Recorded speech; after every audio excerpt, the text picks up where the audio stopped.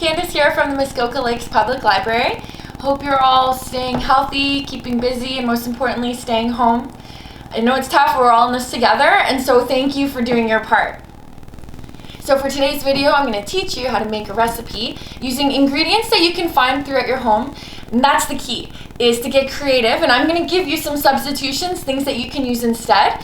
But basically we want to come up with items that we already have in our cupboards that we can make something with, and that is the key. Stay home, don't go out and buy extra supplies. Work with what you've got. It's very important before we get started to wash our hands.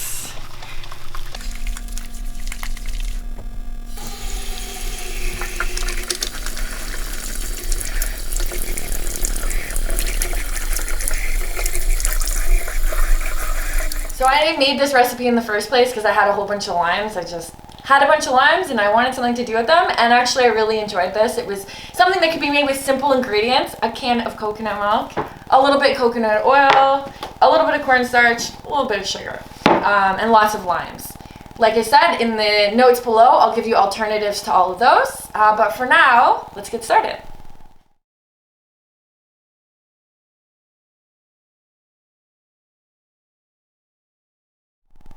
There's one more thing we need. A non-reactive pan. So stainless steel is ideal. We don't want to use things like copper or aluminum because the acidity of the limes can have a little bit of a reaction, and that's not so great. First things first, let's wash the limes. Be sure to have some help from an adult when cutting the limes.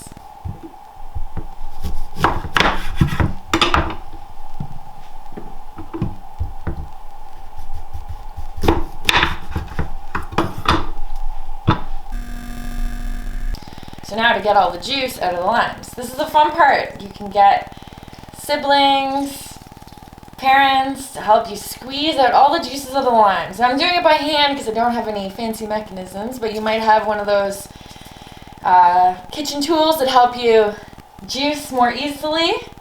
It's fun this way.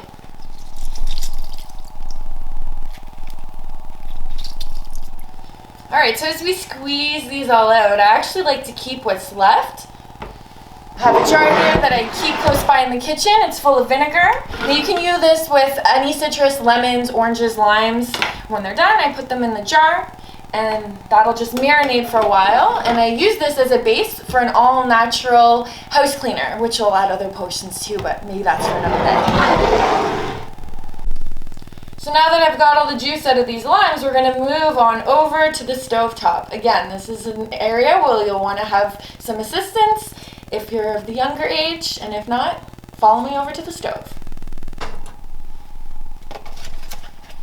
So we're starting with 2 tablespoons of the cornstarch.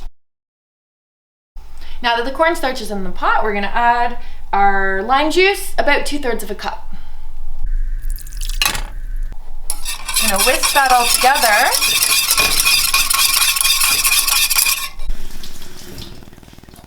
Next is the coconut milk. So open that up. Next comes the creamy coconut milk.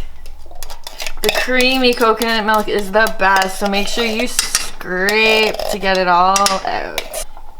And then a little bit of sugar. It says 3/4 of a cup, but I don't like to add so much. I'm probably just going to do maybe less than 1/4 cup. And then we'll whisk that all together again.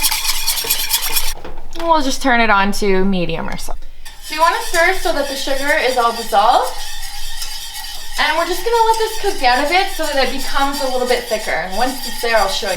So a curd is a dessert. It kind of reminds me of yogurt in a bit of a way. It's creamy, like a pudding, but with fruit. It's typically made with citrus fruit such as limes, lemons, orange, tangerine. If you don't have citrus at home, you could substitute passion fruit, mango. You could also use berries such as raspberries, cranberries, or blackberries. Maybe you have some frozen ones in the freezer, or if you don't have any tangible fruit on hand, you could go to the fridge and grab some lemon juice. If you don't have a can of coconut milk on hand, you could substitute by using egg yolks and butter. Again, I'll put the exact measurements in the notes below. So let's check in on how we're doing with thickening this up. You can see it's looking a little thicker. It's not gonna be terribly thick like a whipped cream or something like that. We're gonna leave it in the fridge, kind of like when you make Jell-O and you have to wait for it to harden a little bit. That's what's going on here. So once you've taken it off the heat, we're just gonna add a little bit of coconut oil. And because it's still warm, it'll just melt in nicely. So we're gonna stir that in until it's nice and melted. And I'm not a scientist or anything, but I imagine that's gonna help get that nice, thicker texture as well as this cools down. So again, you'll definitely want some help doing this part because the pot is still warm. From here, you can pour it right into a big bowl, or you can pick a nice selection of glassware, different sizes, different shapes, and pour them into there.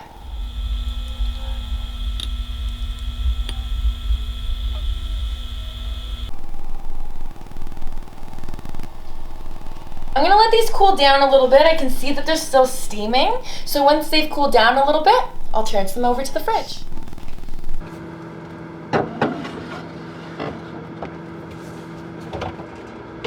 So welcome back. It's been a few hours.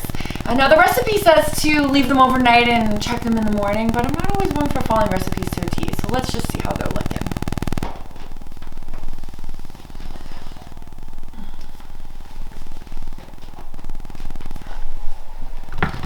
All right, so it's looking pretty good. It's still a little, it's got some movement there, a little jiggly, but I'm okay with that. For the purposes of this video, I want to taste them tonight, but you can leave them in overnight and see you'll get a much thicker substance in the morning.